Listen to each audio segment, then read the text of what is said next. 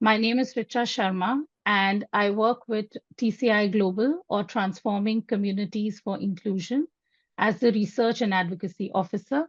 I'm from India, and I'm currently based in the UK. TCI is a post-CRPD global membership-based organization of persons with psychosocial disabilities, with members in 50 countries across the world. As you may be aware that the Global Coalition on Deinstitutionalization, or the GCDI, has been conducting a webinar series titled From Words to Practice across this year with the aim to unpack each chapter of the guidelines by holding these learning spaces. Today, we will be covering Chapter 8 of the guidelines on access to mainstream services on an equal basis with others. Mainstream services are critical and crucial for persons with disabilities leaving the institutions and to realize independent living in the community in a well-supported environment and to live a life with rights and dignity. We have a stellar list of speakers from across the world today who have kindly agreed to be on the panel, representing organizations of persons with disabilities and civil society, who will be covering various aspects of these topics in their talk. Before inviting the speakers, I will request my colleague Fiza to please walk us through the housekeeping guidelines. Fiza? Hello, everyone, and thank you for joining us today. I am Fiza, Programs Coordinator at TCI Global, and thank you all for joining us today. Before we officially start the session, I would like to share a few guidelines for this meeting. Firstly, I would like to inform you that this webinar is being recorded. The purpose of recording is to make it available to those who registered but couldn't attend due to different time zones. We are providing international sign language interpretation and closed captions for the participants for this session. To have access to the closed captions, please click on the CC button located at the bottom of your screens. For the speakers, kindly keep your microphones and videos turned off when you're not speaking. You may activate your videos and microphone when you're invited to speak on the panel. Moreover, you're also requested to speak at a normal pace so that the interpreters can meet the flow of the presentations and statements. I will request the interpreters to flag us to slow down in case we are moving fast. During the event, if you have any questions for the speakers, you can submit them using the Q&A option, which is also located at the bottom of your screen. The speakers will address your questions directly or at the end of the session. We will keep the chat room open for the participants to share their thoughts and comments. Thank you everyone for your cooperation, and over to you, Richa.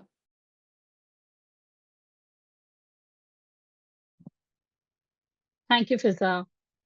So now I would invite the first speaker, Wakar Puri from TCI Global. Wakar, could you please elaborate on how do mainstream services play a critical role in preventing institutionalization and supporting deinstitutionalization processes? Hello, everyone, and thank you so much, Richa. I want to start by expressing my deepest gratitude to all of us who have joined this important discussion today, and I want to thank the Global Coalition on Deinstitutionalization for this opportunity. At this point, and on behalf of TCI Secretariat, also, I want to acknowledge all the efforts of every stakeholder who have been involved in the development of these guidelines, and would also want to remember Bhargavi Dawar, who was our executive director, who passed early this year, who has also played an important role among all the other stakeholders and members of the coalition during the development of the guidelines. I extend a big thank you to the CRPD committee for adopting the guidelines, as it provides clarifications of concepts and also lists down various actions, how the whole document connecting dots with the general comment number 5 and Article 19 of the CRPD, and what needs to be done at country levels for initiating, planning, and implementing the processes of deinstitutionalization. It also gives a whole picture of the types of stakeholders which should be involved in the deinstitutionalization process. So the topic of mainstream services is so big and vast, and I think it will be extremely difficult for me to cover the whole section in the allocated time. But it is really important that we dive into all actions listed, which should be put in place so that people with disabilities have access to mainstream services. We as persons with psychosocial disabilities, persons with disabilities, including young people, women and girls, people with neurodiverse identities, are highly discriminated and are denied access to health, education, social, economic, political, and cultural opportunities to live a life on an equal basis to others. The document highlights very clearly that at many points that various kind of CRPD compliant community support systems and services should be provided to people with disabilities to live in the communities on an equal basis to others, and also to facilitate people with disabilities to have access to mainstream services. Having access to mainstream services is a fundamental human right, which all persons with disabilities must have access to, which is one of the key drivers for preventing institutionalization and supporting people with disabilities to live equally and independently in the community. Because when we say that people with disabilities have access to mainstream services, that would mean that people with disabilities are able to move freely and independently in the community. They have access to communication services. They have access to good general health care. They have access to good family life, adequate standard of living, access to education, political participation in public life, housing, legal aid, social protection, participation in cultural and community life, leisure, recreation, and sports. The guideline clarifies that these services must be firstly accessible and universally designed for all persons with disabilities so that all persons with disabilities have physical access to the services. Secondly, these must be affordable to all persons with disabilities, which states that financial inclusion and adequate standard of living play a big role for persons with disabilities to facilitate access to mainstream services. And thirdly, that these services must be of high quality.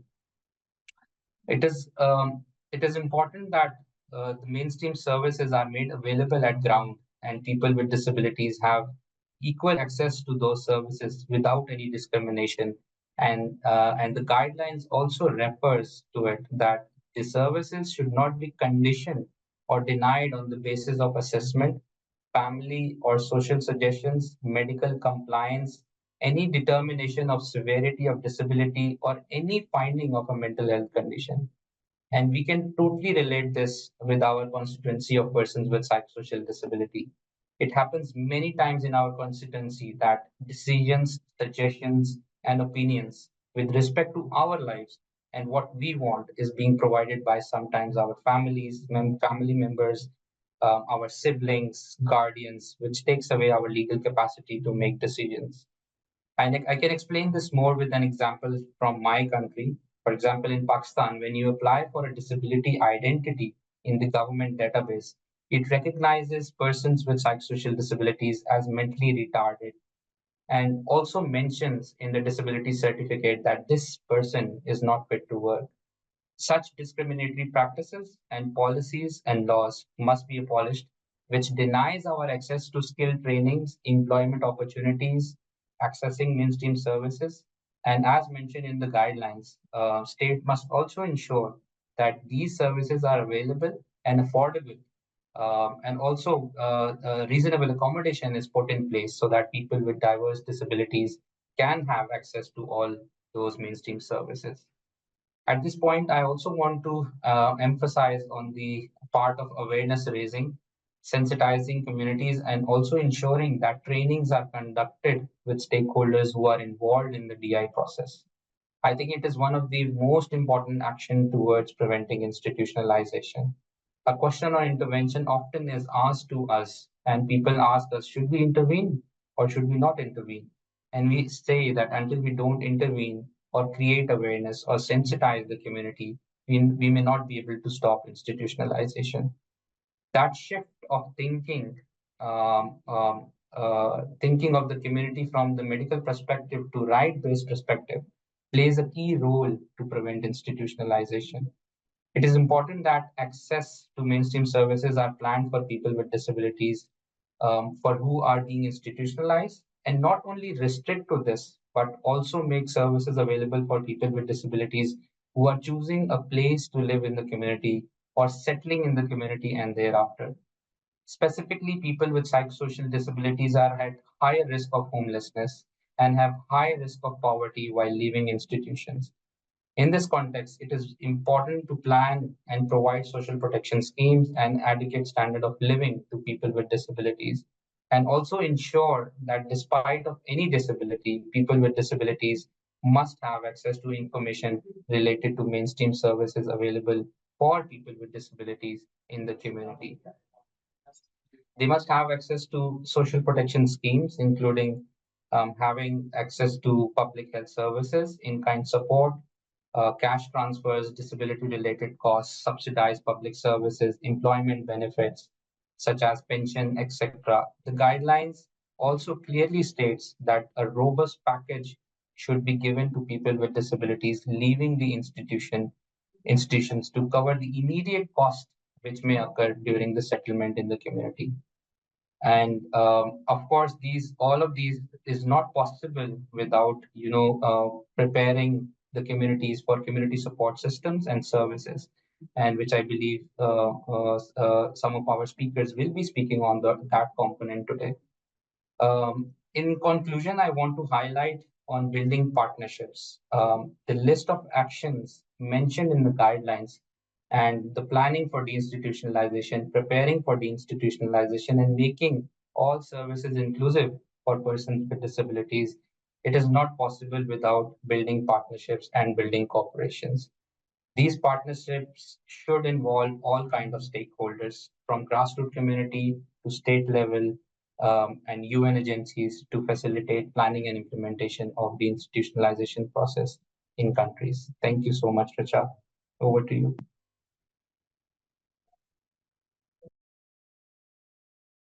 Thank you, Akar.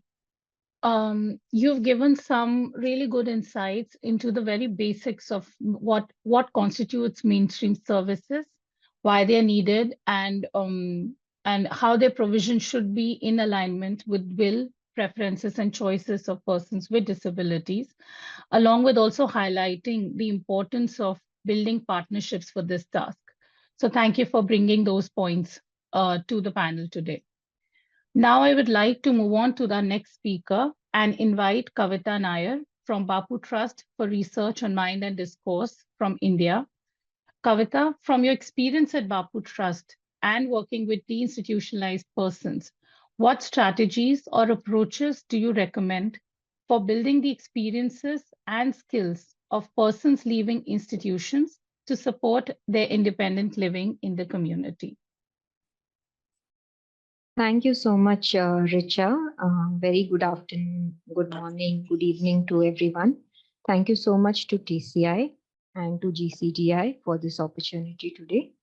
I will be sharing my experience of working with persons who have been within institutions in our project in the Bapu Trust, and how the project enabled them to come out of the institution and settle into open communities. So here I want to focus on three main points for preparing the individual. The first point is when somebody is ready to step out of the institution, work with the individual starts beforehand. So the training or the preparation for stepping out into open communities is done at least a year or a few months before, or at least a few weeks before the person is stepping out of the closed door institution. The training that happens or the skill building that happens in three specific areas. The first area is building the psychosocial skills of the person to take care of themselves. In this, the focus is on building coping skills, skills required to build resilience, and skills that are required for problem solving.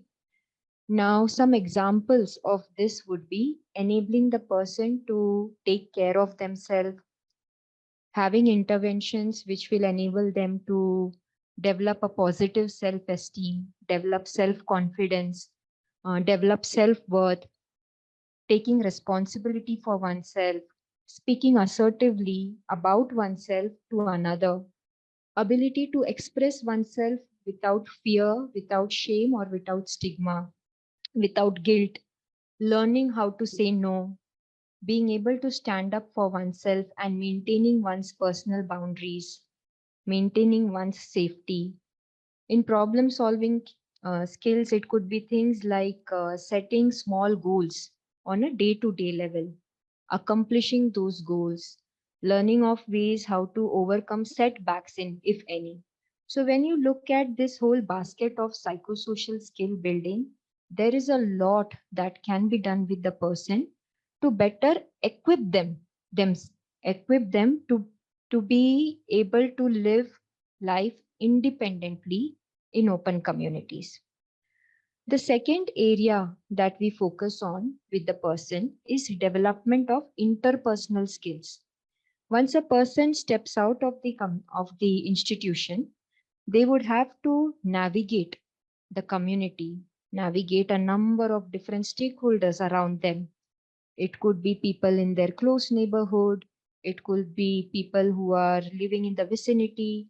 These could be people who are living in the community residents, or it could be members of community based organizations or government organizations. So basically a variety of people. How do you talk to them? How do you interact with them? How do you access them? How do you negotiate with them? So this particular skill building focuses on enabling the person to build trust, respect, effective communication strategies, relationships with the larger community, how to establish boundaries with others, how to access information, how to negotiate and arbitrate with people, especially during times of conflict. When people are in crisis, the first thing that community stakeholders could do is to send the person back into the institution. So we build the capacity and the skill of the person to negotiate and arbitrate in light of conflicting situations or when they are in crisis. Um, this also provides a way for people to engage in dialogue with other stakeholders from the community so that the dialogue remains and mm, plays out as supported decision making. So the kind of skill building that is done in this particular area is to assert the individual's will, choice, and preferences when they interact with others in the immediate community. So this is the second area. The third area that we focus on is to enable the person to relearn things that are necessary for daily life and living. Now, a lot of de-skilling happens for the persons who have been institutionalized, and they often need to rebuild their skills for daily living. For example, very, very simple things like cooking for oneself, cleaning, managing one's finances, navigating physical spaces in the community, going to the market, going to the bus stop, getting into a bus, buying their own ticket, reaching the destination safe and sound, planning one's travel, managing one's household, being aware of one's civic rights, civic and legal duties. So these are some of the very practical skills which are required when a person is coming back to community life from an institutional life. So this is the third area that we focus on as far as working with the individual is concerned. A lot of work over and above this is about preparing communities for inclusion. Here we do things such as so when the women were ready to leave the institution, we used to get them out of the institution into open communities for exposure visits so that they could look at the communities, they could decide, they could visit a variety of communities, and then they could consider which is the kind of community where they would want to live. They would be shown a variety of housing arrangements. Then they can, look at all these different kinds of housing arrangements and then decide which kind of a house would I like to stay in. Then they would, then there was the matter of speaking to the person who owns the house. And this person, the person who's deinstitutionalized would be paying rent to the house owner. So then building that kind of a communication with the house owner, negotiating with the house owner on the rent, and so these were some of the practical things which we have actually done with people who have been deinstitutionalized. And it has been a process, so it has been very much process oriented. While a lot of work has been done with the individual, I think more work has been done with the communities to prepare them to receive the person once a person comes out of the institution, because the communities may not always be welcoming, for the person who stayed in a mental hospital for a long time. They might have their own ideas, their own myths and misconceptions, their own ways of looking at the person with a psychosocial disability.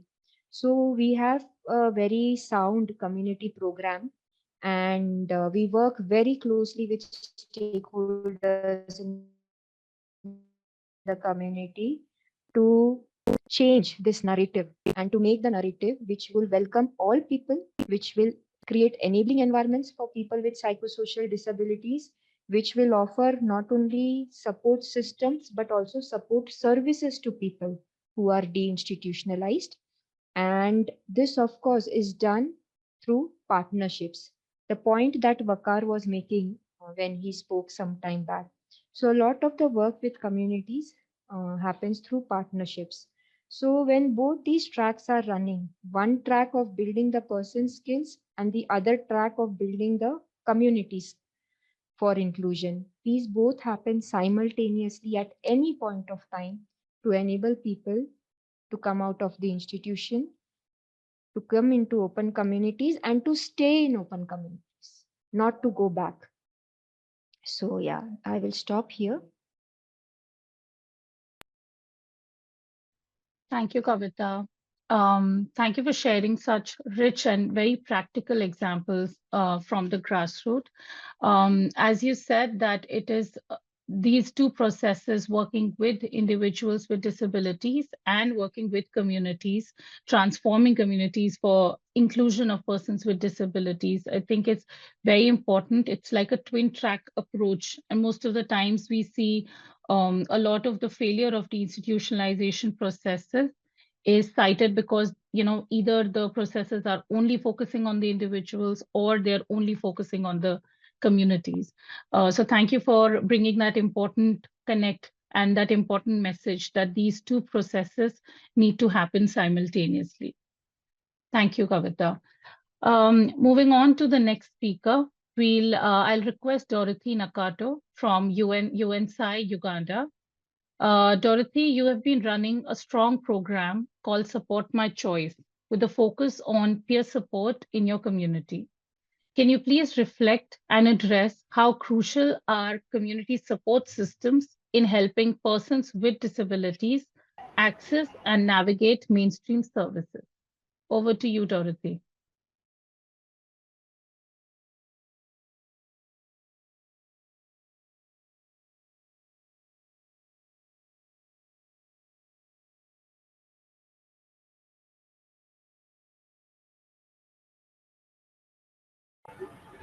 Hello, are you hearing me well? Yes, Dorothy, we can hear you. Thank you. Okay, that is perfect. Thank you so much. My video has failed, so you may not really see me, but at least my voice is clear. Thank you so much, Richard, and thank you so much, TCI, for creating such spaces where we can share experiences and learn together. I am Dorothy Nakato. I'm the Executive Director for Uganda National Self-Advocacy Initiative. UNICEF, it's a peer-led organization of persons with psychosocial disabilities. As Richard said, we have been running and we are still running a program that is called Support My Choice. It's a program that aims to reintegrate persons with disabilities from institutions to their communities of their own choices. And we have been running this and we have seen result supporting persons with disabilities within their communities, in particular persons with psychosocial disabilities. How do we do it? How have we been reintegrating people? We go to the institutions, prepare the persons, and then also go to the communities, as Kavita has just said, prepare the communities by raising awareness on the right to live within the communities and the families. Then we make placements, then follow up with support, peer support, and follow up to the people who have left the institutions, then advocate, and finally link them to the mainstream services. And mainly now we are going to discuss on how community support systems, especially peer support systems, are supporting persons with disabilities to access mainstream services. With UNICEF's work, we have been running also peer support groups in the communities and systems. And maybe we can remind ourselves, what are the community support systems? These are relationships that a person develops with families, maybe neighbors, friends, trusted persons, that provide support to the person to make decisions and be included in the communities. Community support systems support people to participate in their communities and be included. And they take different forms, like peer support groups, respite care, circles of support, self-advocacy initiatives. And so UNICEF has put more emphasis also on peer support. And these are peer support we are looking at mutual sharing of knowledge, of experience, emotion, and social, and even help to one another as peers. And our peer support systems are not medical, and we try to make sure that they respect the will and preference of the person. How are the community support systems supporting people to access mainstream services? Persons with disabilities, more so persons who are survivors of institutions. As UNICEF, we have had many success stories, but because of time, I'll be able to share a few.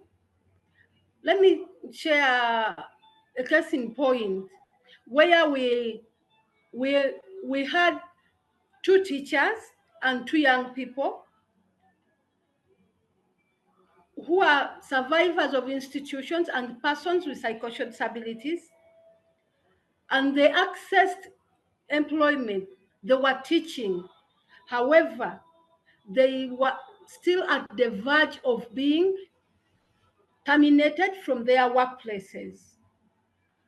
We are aware of the stigma around persons with psychosocial disabilities and those who are living institutions, even including in workplaces. So these persons were being discussed by board members of the schools, the school management committees, to effect their termination from work. And when UNICEF heard about it, we joined with Triumph, Uganda, and My Story Initiative, and we were able to hold strategic meetings with the employers, which are the schools, to raise awareness on the right to work for persons with psychosocial disabilities and for persons who are survivors of institutions. And so we had different engagements with them, and they were able to understand and to know that these persons can be well supported and continue with the work. We also increased support, peer support to employees with disabilities by giving work experiences as peers, by also mentoring, and also giving emotional support to these employees. And so amazing that finally these employees were able to be retained at workplaces. Up to date, they are working. It has now passed like 4 years when they are still working. And we saw the value of peer support, because these are support, these employees are also members of peer support groups, that even the employers are, they are feeling like safe or secure or strengthened, that the employees with disabilities, employees who are survivors of institutions, who are persons with psychosocial disabilities, are having a great network that is supporting them. So many times these employees come back to these organizations, make maybe phone calls if they are finding some challenges, that maybe this person needs your support, and we are there, and we are supporting the employers, as well as we are supporting the persons, the employees with disabilities. And this also goes also to the education system, that we have supported persons with psychosocial disabilities to access education, especially vocational schools. And as they are there, we are making like online support or visits to the institution, to the schools where they are attending. And even the administrators of these schools, they are able to get back to us, and we share and support these learners until they have completed. And we have had some who have already completed successfully, though some may not have completed because of the many other challenges that were around. And in this, we continue creating a lot of network, like maybe in WhatsApp groups that people keep calling for any support. And we are sharing this out of our lived experiences and the work that we are doing. Unfortunately, community support systems are not well developed in our countries, or they are not even recognized by law in our countries. And there are no formal support systems that are in the communities, and support is only in the informal systems. They are left to the families only, and maybe a few friends. this has created a lot of challenge for persons with disabilities to access quality support. And since they are not recognized, states are not funding. There is no allocation of budget to community support systems. With this, yet we are seeing the value of support systems to persons with disabilities to access mainstream services and live independently and be included in their communities. And so many people that have received our support system services, they have not gone back to the institutions where they used to be. They are living independently, they are making their own choices and their own decisions with support. We are calling upon governments, states, donors, and funders to invest more in community support systems that will enable persons to live independently and be included in their communities and not return back to the institutions. Thank you so much. I beg to move. Thank you.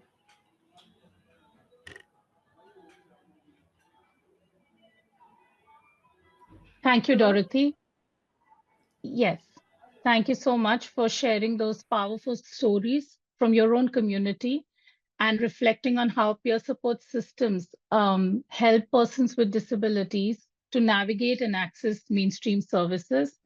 Thank you for also giving very vibrant examples of what community support systems are, because oftentimes community support systems are bundled with community support services. And the notion of support systems are then limited to either availability of personal assistance and the likes. But thank you for also highlighting that peer support systems and community support systems are still not recognized fully by state parties and therefore lack funding in that area. So thank you for bringing all those points to the table. So after Dorothy, now we invite Stephen Allen from Validity Foundation in Hungary. Stephen, can you please tell us what steps can be taken to ensure that persons leaving institutions are respected as survivors, and what forms of reparations should be considered to acknowledge their experiences? Thank you. Thank you, Richa, and thank you for the invitation to join you alongside such incredible speakers today. I also want to thank the whole wonderful team at TCI for bringing us together. It's a real privilege, actually, for us at Validity to work with you, to learn from you, and more importantly, for us to continue joining forces to ensure that survivors of institutionalization receive justice and reparations. I also want to begin by joining you in marking the inspirational leadership of your founder and our dear friend, Dr. Bhargavi Dava, whose far-sighted leadership inspires us all around the world, as well as the path-breaking work of the Bapu Trust, who I had the honor to visit last year, very much giving us practical examples about how to achieve this transition that we all seek. Briefly, I represent the Validity Foundation, which is a specialized legal advocacy organization dedicated to promote, protect, and defend the human rights of persons with disabilities in the courts and through legal advocacy. While we are not an OPD ourselves, as a legal advocacy organization, we always work under the instructions of persons with disabilities themselves, including survivors and their representative organizations. On behalf of survivors of psychiatric incarceration and other forms of institutionalization, we take legal action to get people released from detention, to achieve comprehensive redress and reparations for the harms caused to them. And we necessarily have to take on numerous legal barriers when doing this, such as fighting guardianship regimes and involuntary detention orders, which keep people locked away from society and denied their rightful place in our communities. So our central mission is to turn the promises of the CRPD and the DI guidelines themselves into actionable and enforceable legal claims.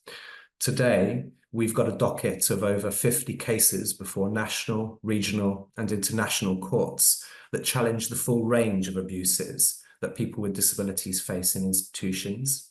And each one of these cases are carefully designed with survivors and our clients to achieve maximum impact and systemic reforms of the type envisaged in the DI guidelines. We provide individual legal representation in Central and Eastern Europe and Eastern and Southern Africa. As we take on these cases for individuals detained in such settings, we increasingly seek broader remedies than those that are traditionally regarded as possible or achievable in the legal community. In doing ourselves, we need to challenge the validity of laws and practices themselves often that have historically facilitated segregation, detention, and abuse. So that can even mean constitutional litigation against mental health laws, for example, that maintain psychiatric detention as a core function of the system. The legal process is often slow, but we know how crucially important it is to survivors to achieve justice and recognitions for the harms they have faced. Today, we ground all of our legal advocacy in a reparative justice approach, an approach that itself is embedded within the DI guidelines, and I must say, reflect the demands of the global disability movement itself. It has been said that the guidelines give expression to a core element of the concept of reparations, namely by providing international recognition to the historic wrongs of mass incarceration, and by publicly declaring our global commitment to repatriating dignity, autonomy, and inclusion to millions of people who have been denied their rightful inclusion in our communities. So what exactly is this reparative justice approach, and why is it so important? Is it just about getting people out of institutions and maybe getting them some financial compensation? The short answer is no. The guidelines make clear that more fundamental reforms are essential to adequately respond to the gravity and the severity of mass systems of disability detention. How do we achieve this? Well, the guidelines make clear that states must begin this process through recognizing the rightful leadership of survivors themselves, from the point at which they're in the institutions, to their transition to the community, to the high levels of law and policy reform that are essential to end these policies of segregation. This is a much more fundamental paradigm shift that is required. At the core, we need to keep in mind that the rightful place of all persons with disabilities, regardless of their levels of support and their individual characteristics, is in our communities. To ensure this transition is successful, we must shift resources, financial and human, away from institutions and into the hands of persons with disabilities themselves. We need to ensure that survivors have access to the support they need to have an adequate standard of living when they leave institutions, without risking reinstitutionalization, homelessness, and the all too pervasive discrimination that many of our societies still have. We need to get states and the courts to recognize that this is in fact a real alternative to institutionalization, not merely accepting smaller forms of institutions that are becoming increasingly prevalent.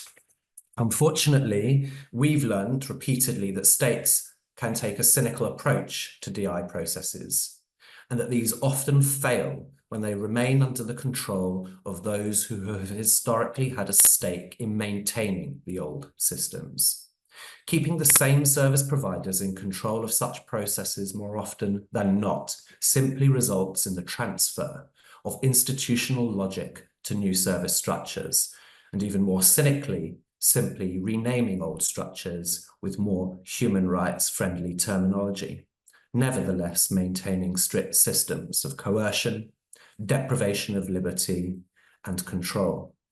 One of the most common things that our clients and survivors tell us when embarking on the long road to freedom is that they want to prevent anyone else from experiencing the abuses they have. This is absolutely critical because it is in this spirit that Validity seeks to gain for them both individual recognition as well as for pushing for broader reforms through the courts. And so for 20 years, Validity has taken some of the leading cases across Europe and elsewhere, as well as before the European Court of Human Rights on behalf of survivors. While change has been slow, and the Council of Europe, for example, clutches on to old disableist notions, we have been able to begin to achieve wider reparations that are so desired and claimed by our clients. In a precedent-setting judgment earlier this year, for example, the European Court of Human Rights found Moldova responsible for subjecting our child clients to ill treatment and torture for detaining him in a psychiatric hospital along adults. In that judgment, the court acknowledged that such practices were far more widespread, emanating from disability and age-based discrimination, and that faulty laws and policies facilitated this boy's abuse. In a signal of the court's own move towards recognizing wider reparative justice approaches, the court has asked the country to undertake far wider general measures to amend laws and policies in such a way as to prevent such children ever being institutionalized in this way again. Now, this is an important judgment known as VI against Moldova, and it begins to get us closer to the promises and the reforms required under the DI guidelines.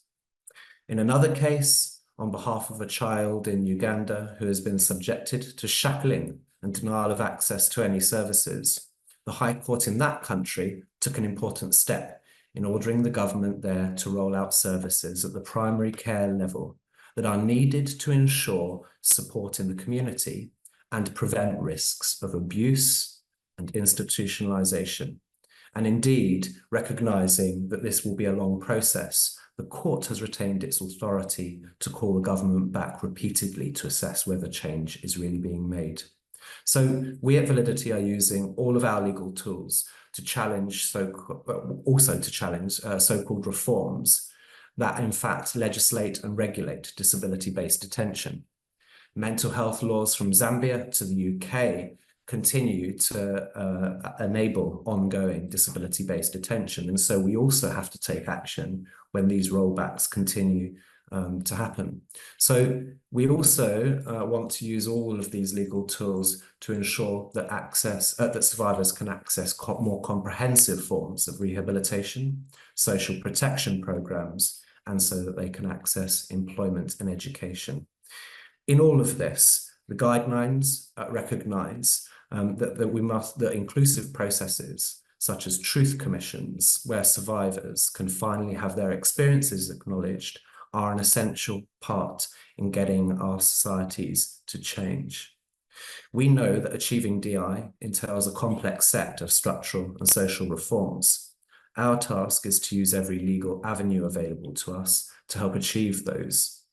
We commit here at Validity to always acting under the instructions of survivors themselves.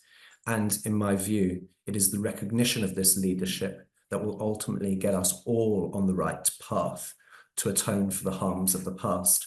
It's an honor and privilege to join you on this journey, Richa, and all of you on the Global Coalition on Deinstitutionalization. I thank you.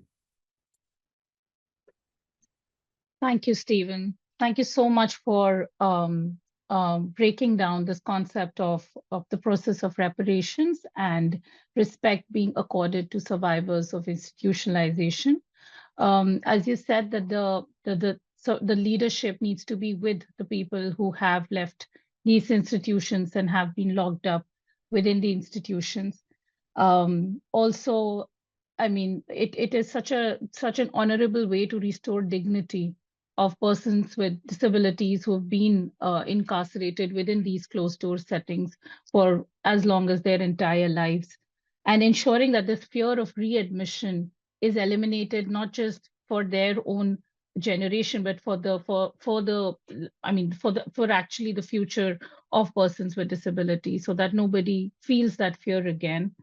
And also taking a moment at TCI, we always honored the strong legacy of the work done by the user survivors movements, ex-patient liberation movement, MAD activism, and to all our leaders, past and present, who have given up virtually their lives to just to see these institutions turn towards compassionate care.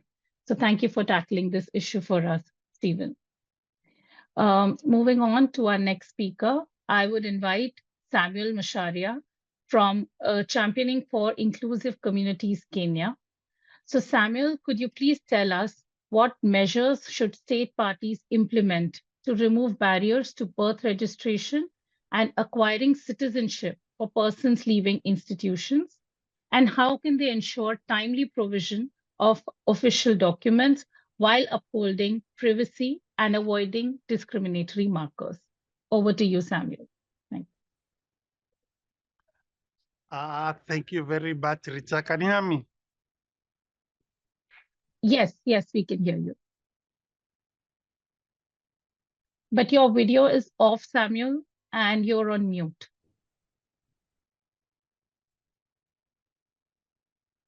No, you're on mute in case you're speaking.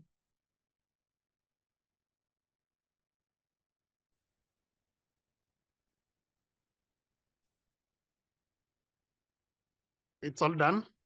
All done now. Good, all good. Okay, thank you very much, Richa, and all the speakers who have spoken before me for the very, very heavy points towards the institutionalization. That is the way to go in the movement as a way forward. And first, the UN CRPD has very, very many articles, around 33, that speaks on different domains, and especially the Article 19 on the right to live independently in the community. And Article 19 should actually be emphasized by observing Section B and C, whereby state parties should provide support services within the communities. And now, Part C of the Article 19 also talks about the support services should also be responsive to the needs of persons with disabilities. And then other sections like the right to legal capacity, very, very important when it comes to formalization of citizenship, because like in Kenya and many other countries, you find that institutions have denied people their right to belong to an institution. For instance, Kenya, we have an institution like Wadhari and Gilgil, which are basically psychiatric units. And you find that people have been there for a long time, 20 years, 30 years, and they don't have any identification documents. Some of them, by the time they were being admitted into the institutions, they can't even remember their homes. They've never been visited by their relatives. And therefore, even when they leave the institutions, there is no place they can trace at their homes. So the state should be on the front line, first to develop a national deinstitutionalization policy. And then we need the appropriate legislation through an act of parliament that actualizes the implementation of the policy, whereby the policy should look at issues like community inclusive services, social protection, seed grants to ensure that a person has a way to restart their lives. And this one should also encompass empowerment, like sharpening of some skills, and also some introduction to soft skills so that a person can be fully ready to integrate with other members of the community. And it should also ensure there is no discrimination and victimization because of what the institutions carry, and also allow people to make choices like where do they want to live, where do they want to get registered, and like in Kenya, whereby in every 5 years people register as voters, people should be issued with registration as voters in the constituencies of their choices. And also, the legislation should also provide for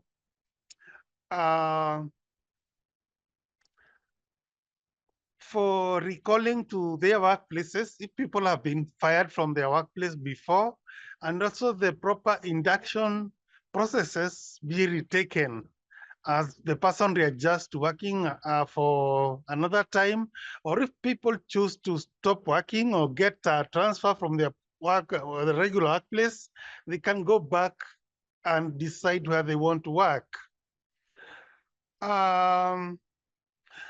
The legislation should also offer like facilitation for social events, which are very, very inclusive to persons with disabilities, sporting events, nature walks, fitness centers, all provided for by the states. And now about citizenship, people should decide, like in Kenya, we have dual citizenship, and all Kenyans should be provided with the citizenship that they aspire to belong to. They can belong to one country, and they can also belong to another country of their choice, either where they've lived for some time or where they have also aspired to shape their lives into. And also documents like passports. People aspiring to travel abroad should be provided with their passports without due discrimination. Birth certificates should be provided because every other citizen has been provided with that particular document. Also, people have lost their documents for academic institutions, and the state should make sure that they have reintegrated.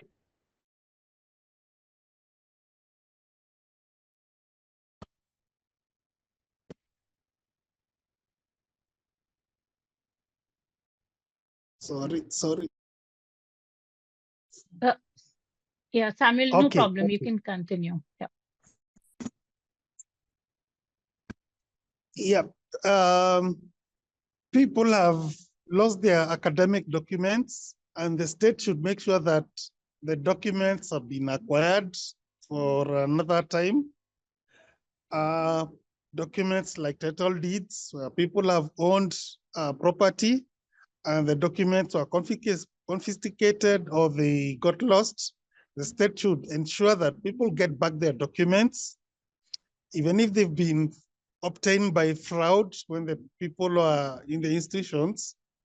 The state should provide for the tracing and the legal redress, the appropriate legal redress, to make sure that people who took advantage for the survivors of institutions are tried and also face the proper determination by a competent court, and then the document should be reinstated to the rightful owners. And therefore, all this should be done to ensure that people have been restored into their rightful places and a place of their choice without undue discrimination. And they also become rightful citizens on an equal basis with others because institutionalization has caused a lot of people to be neutralized or to be denied citizenship from their countries. And this has also further deepen the process of being denied the rightful access to services and opportunities like other citizens. And also people have been harassed. They've been subjected to police harassment due to the fact that they have not been having identity cards.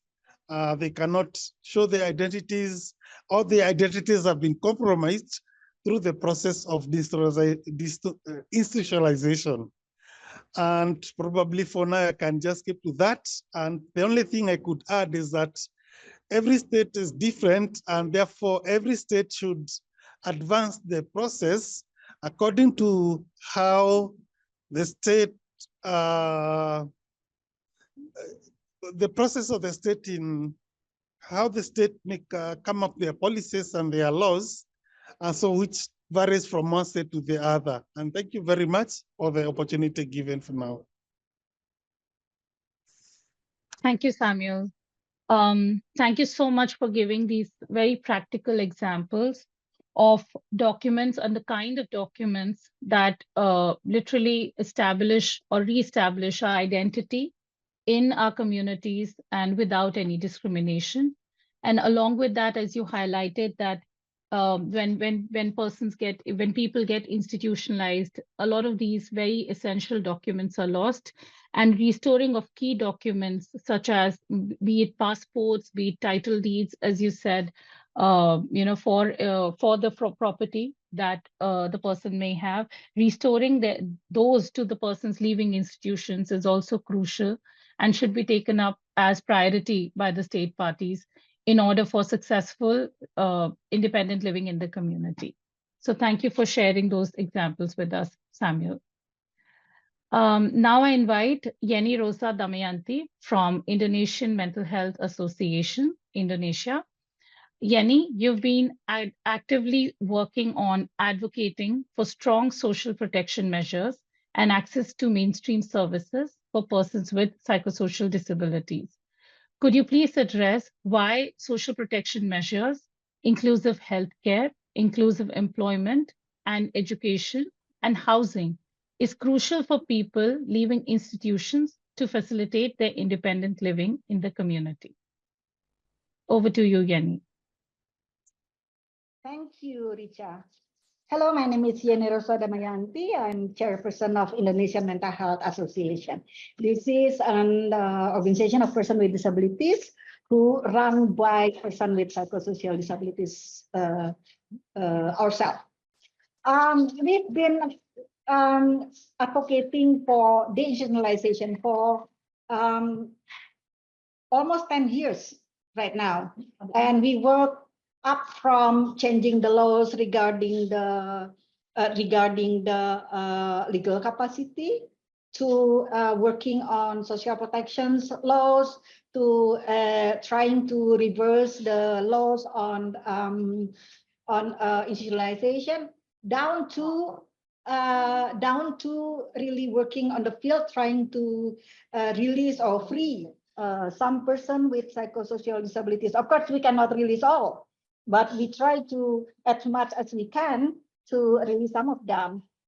And you know, when we the first questions when we are working on freeing somebody from the institutions, the first question, the first two questions are: what? When will they leave? Where will they live? Where will they live? Two, what will they eat? Because without house or place to stay, without food, all people cannot live at all. So that's the first question that we have to address. Very basic. We are not talking about, you know, all of the things that are written in the document of institutionalized guidance. We still have to answer the first very basic questions. Where do we stay? What do we eat? So see, in Indonesia, unlike in other countries in the up north, we do not have even public housing. Well, in this guideline, it said that people who leave the institution must have access to accessible housing. Accessible housing, even the non-accessible housing is not available for free or funded by the government. Well, there is some in big cities, but very, very few. So, so public housing schemes is nearly non-existent in Indonesia. So how could we talk about accessible housing if the public housing itself is not exist yet in Indonesia? So,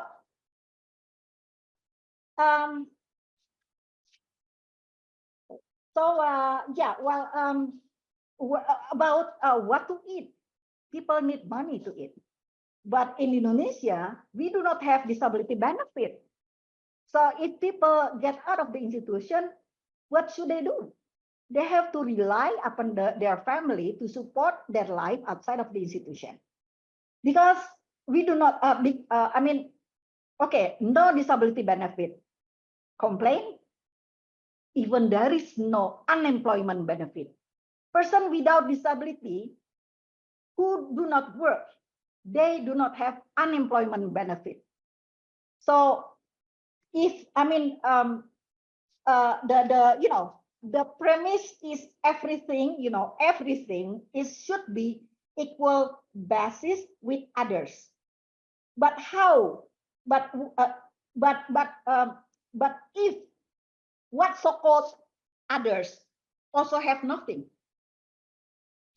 It said that have to be equal basis with others. But how? But how? What if so-called others also have nothing on the social protection scheme in the countries in global south with a very poor social protection scheme? Well, one of the things that, I mean, frankly, when we read the guideline, we felt hopeless.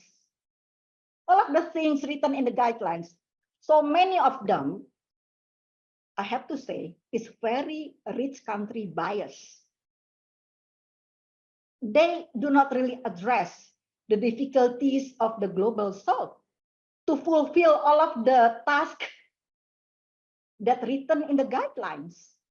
Because if what we want is everything on equal basis with others, first of all, the others must have all of the services, basic services, all of the social protection, and that's the first that have to be done. The availability of the services for the general population, so the person with disability can access that services. But how if the services even not available for the non-disabled person, for the general community?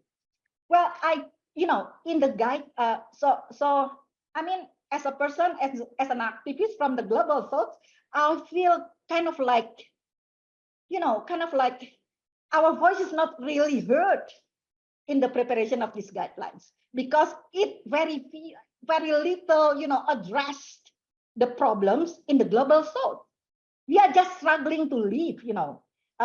So most of the services mentioned in the guidelines is not, the problem is not accessibility.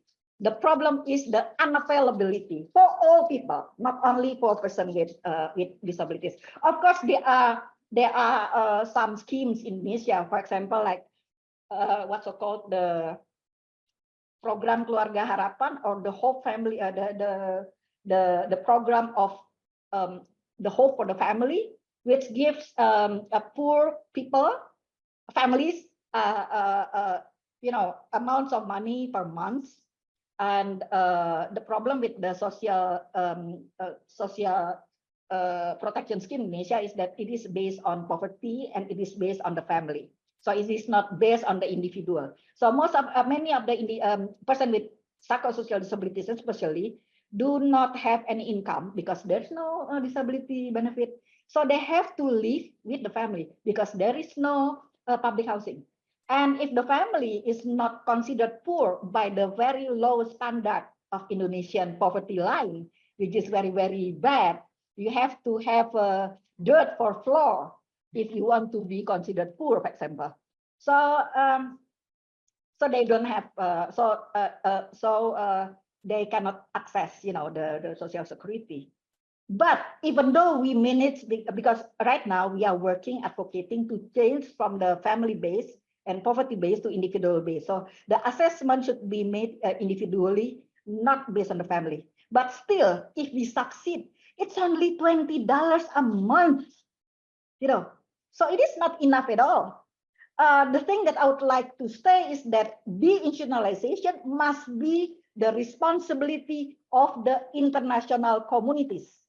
We cannot rely upon individual states to do deinstitutionalization, because if we rely upon the individual states, then the level, the quality, and the process of deinstitutionalization will be very different from one country to another country. Because the problem in the global south is not only accessibility, it's about availability, even for the whole population, not only for person with disabilities.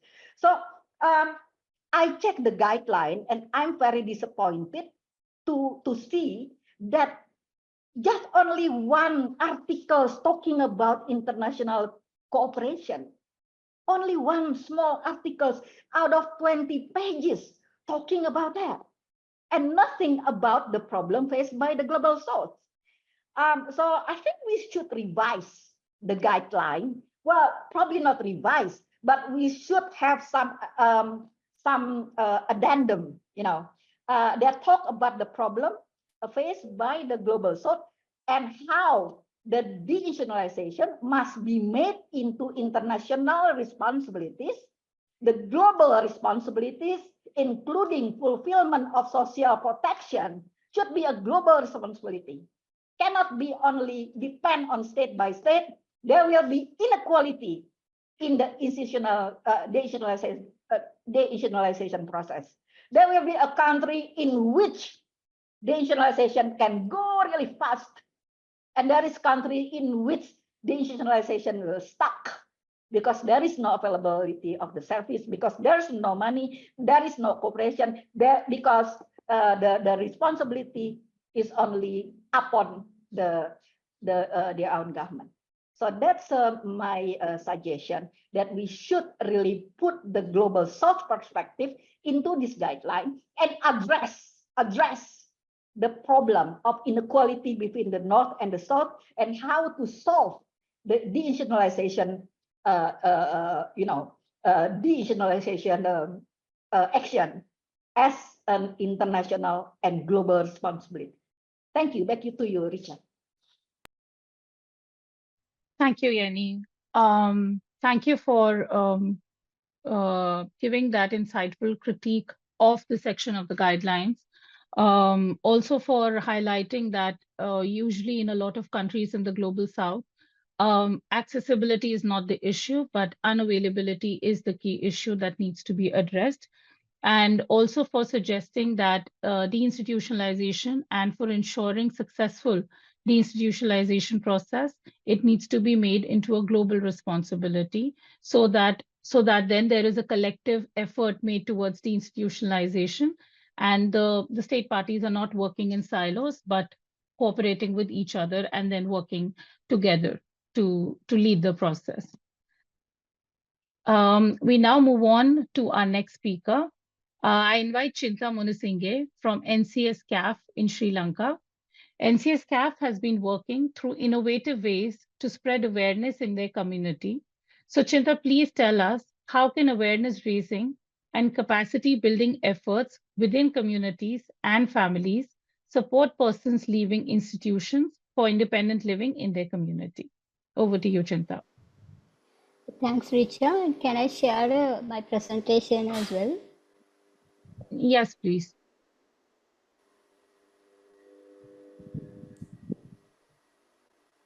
Do let us know, Chinta, if you're able to share your screen. Yeah. Can you? Yeah, it's getting uploaded. Yes, it's there.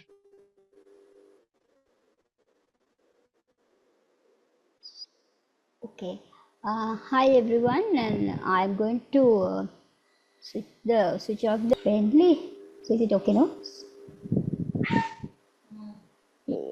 Can you do slideshow, Chinta? Yeah, I will.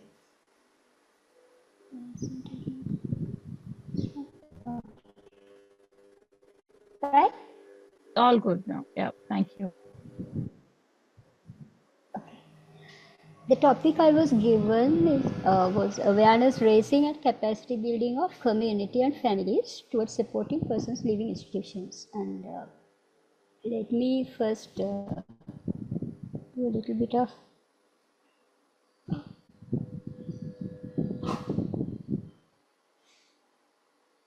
it's not going. Okay. In Sri Lanka, I think in everywhere, like everyone is busy, irrespective of your social and economic status. And the race that we all are running leads us nowhere but a status of accumulated stress. The stress in many instances negatively affect our psychosocial well-being, leading to many ended up in involuntary admissions to mental hospitals. And many get institutionalized for rest of their life. This is, I think, for anybody it is common in any country, but in Sri Lanka we have been a country which has 30 years war, youth insurrections, tsunami, and now economic crisis. So every day we are having these issues that really disturb our mental well-being. And why is happening? The moment one is diagnosed with a new identity, mental patient, that's the identity in Sri Lanka is given. His or her own community not only outcasts them, but also the families as well, they outcast. This leads to make them either imprisoned in their own house or in an institution away from home and the community. We call it a vicious cycle because neither the family nor the community is prepared for supporting them. That is, the persons with psychosocial disability to live an independent life in their own community. So we have found also that many instances it is a respective productive member of the society when that person is diagnosed as a mentally ill or mentally sick or helpless person.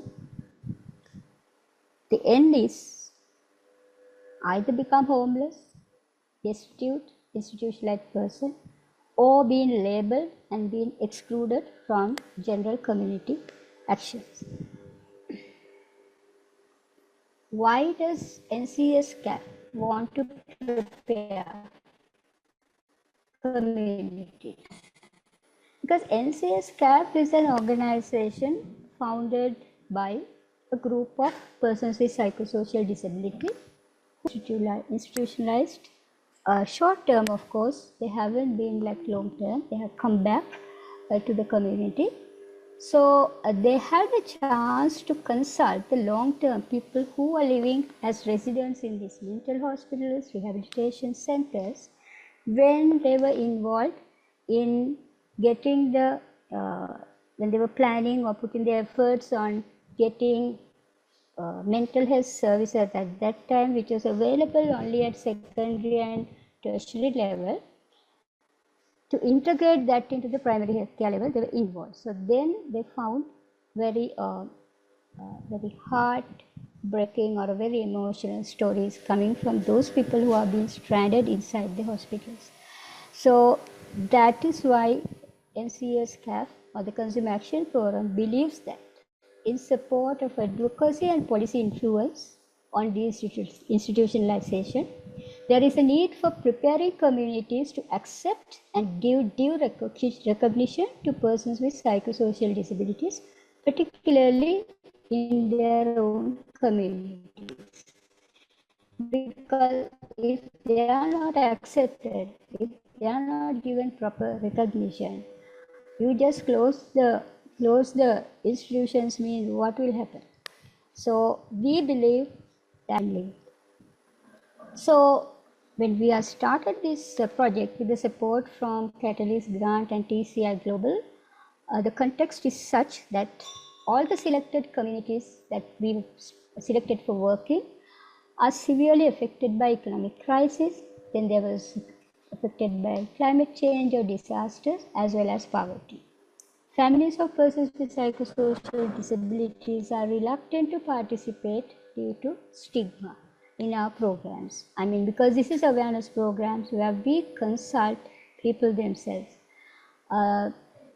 Then community and mainstream service providers have no experience in working with persons with psychosocial disabilities, and there were a lot of myths about our identity, about our behavior.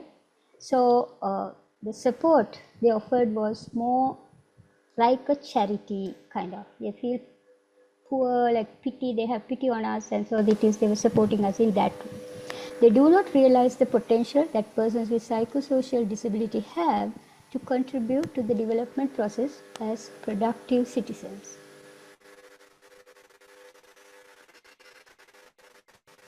What we did, our approach was, it was like 4-step approach, because we thought that whatever the work we do in the community has to be owned by the community. So we started with community consultative workshops. That is where we invite major community leaders, community members who are interested, caregivers or family members, the persons with psychosocial disabilities, persons with disabilities, because we normally partner with organizations of persons with disabilities who have also outcasted persons with psychosocial disabilities in Sri Lanka. I mean, like we are not being included, and they either, I think they don't see that as a person, like disability, participant. So that is why we wanted to work with the organizations of community movement. We are working in the community. One thing, get them also be able community as a leader.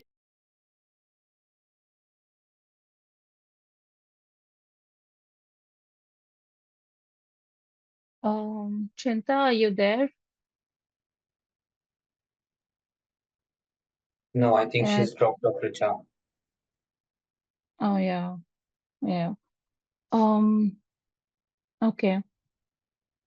Okay, so we'll just see if she's able to join back.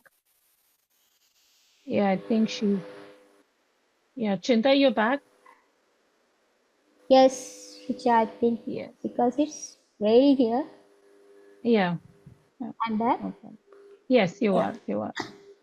So it was like sharing a lived experience. We are in small groups, and then also developing a kind of a community plan. And at the end of the workshop, there is a volunteer committee for community inclusion. So that is where the first workshop will end. Then we come back and getting them, leaving them to do whatever they want, because it is kind of for them to, one thing for them to understand what is this, also to do a little research on how is their communities, and also to find out where these people are, and also to talk to them and see how what their interests, family interests are. So after about 3 or 4 months, then we have a volunteer training for mobilizing, because then they will come with some issues, whatever they feel it. If they have, they're not confident, but they have certain issues, how to work with them, what we can do, and what also share some of the interventions they have done by themselves. So there is a discussion, and then whatever the questions they ask, and based on that, we will do a little training on the spot, like a one-day training. And we will also use the local, like experts in the localities, like we use counseling officers, we use economic development officer, we use community psychiatric social worker, according to whatever the issues that they have come up with. So that is the volunteer committee training. but always we make it a point that it is not a very difficult thing, because it is just another development program. You make it participatory. It is kind of you're working always with other people. It is something like you work with women, you work with elders, you work with children, the same way you work with the persons with psychosocial disability. But the important thing that how you respect them, how you really see the non-verbal communication part is very essential. Active listening kind of thing we do for them to get understanding. Then at the end of the volunteer committee training, they make a proper two things they make. One is an action plan, what they are going to do. The second thing is stakeholder map, who are there to support for the volunteer committee and the persons with psychosocial disabilities to get the support, who are there within their community and outside within their division. Because there are government officers like social service officers, economic development officers, technical officers, the village agent, all are government, because Sri Lanka has a very good ground-based administrative system and mainstream service system. So the structure is there, staff is there, so it is for the community to get the services. Then the third one they do is we start sharing virtual platform, include these volunteers into a virtual platforms like WhatsApp groups. There are also cross disability movements, there are also disability groups, so we include them into that so that they can share their whatever they do in the villages. They can also question, they can also ask for any support in doing things. The fourth step is so then slowly they start sharing information as well as doing the work. And then the last one is, this is like a within a year, community consultative reviews and partnership plan. So this is where we meet them again in a big, like a one-day workshop. So we first do what we have done, what are the challenges, and then what we learn and how we are going to proceed. So that is the planning. For this workshop, there are volunteer committee members as well as government service providers. I was so happy, like when I had it in July last, every workshop had more than 10 government officers participated with different expertise. So they all wanted to include all the people, include especially persons with psychosocial disabilities and persons with disabilities. So that is one achievement we thought in our project.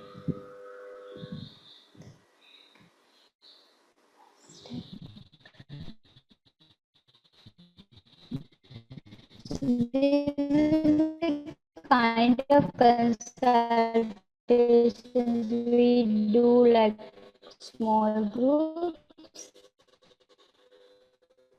We do Chinta, human library, they share the Chinta, your voice experience, is life breaking. experience. Then these are the volunteer committees formed and what we really learn.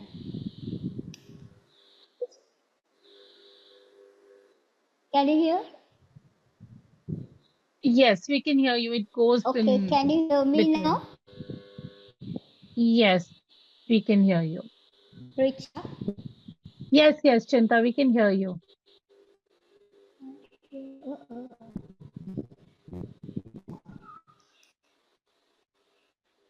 Chinta, can you hear us? Can you hear me? Yeah. Okay, right. We learned in this, what learned in this exercise or the 1 year project, because we want to develop a model to make. Yes, I can hear you, and can you hear me?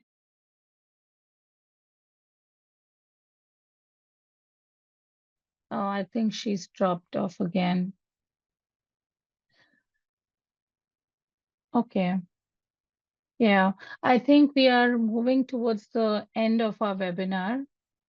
So we will request Chinta to also kindly share the presentation with the registered participants, as it has come out as one of the requests.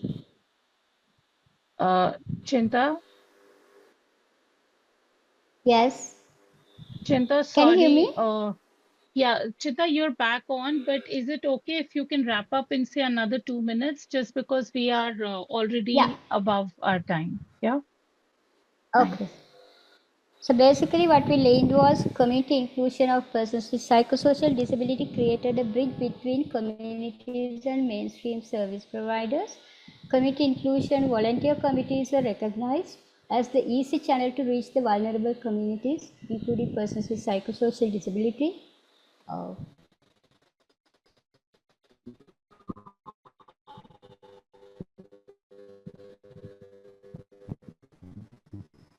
Communities severely affected by poverty, economic crisis, or whatever disasters could also support most vulnerable people,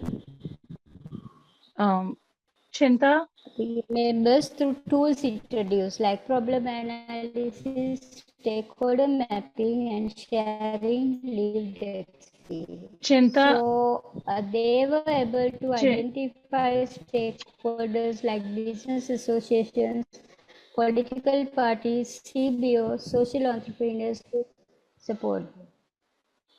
Chinta, So Chinta, can you hear me? these are not. Hello, Chinta, can you hear me now? Yes, Uh, this is raining here, Richard. Hello. yeah, no Yes. problem, Chinta. Chinta, there's a lot of disturbance, so I think.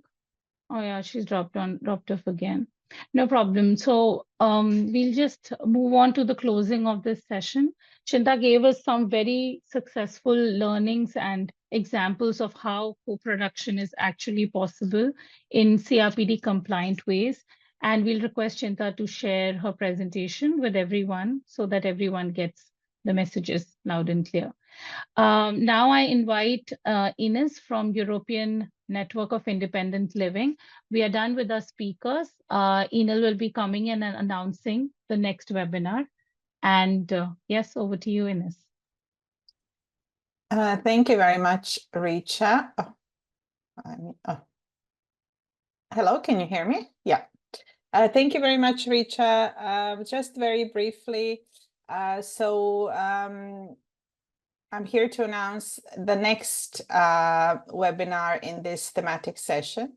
It's going to happen on the 31st of October, so in a bit over a month, from 2 to 4 p.m. Central European Time. And of course, we will continue talking about the guidelines on deinstitutionalization. We will go to the very beginning of the document and we will talk about the key concepts, definitions, and values that should be underpinning the process of deinstitutionalization.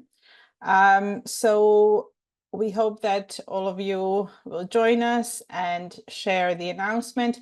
It will be on the GCDI website, on Enel's social media.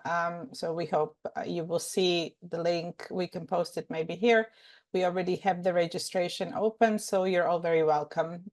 I'll stop here, Richa. Do I go back to you? Yes, Do Ines. you want to close? Yeah, I think Yeah. that's it. Thank you. Thank you so much, Ines. Yeah, so with that, we thank all the speakers who gave their precious time to be here and share their experiences to build our knowledge on the topic. We thank all our support persons, the sign interpreters and closed captioners who always support us to ensure that these events are accessible for everyone. We also thank all the participants for attending this webinar and staying for the entire duration of it and ensure in making it a success. And thank you also for keeping the chat and the question answers so lively. A word of thanks to all our fellow Global Coalition on Deinstitutionalization members for their constant support and encouragement. And a special remembrance for Bhargavi Davar, TCI's founding director, who gave us this vision of having an institution-free world, an open world for all people, persons with and without disabilities. With this, we sign off and we'll see you all at the next webinar. Thank you.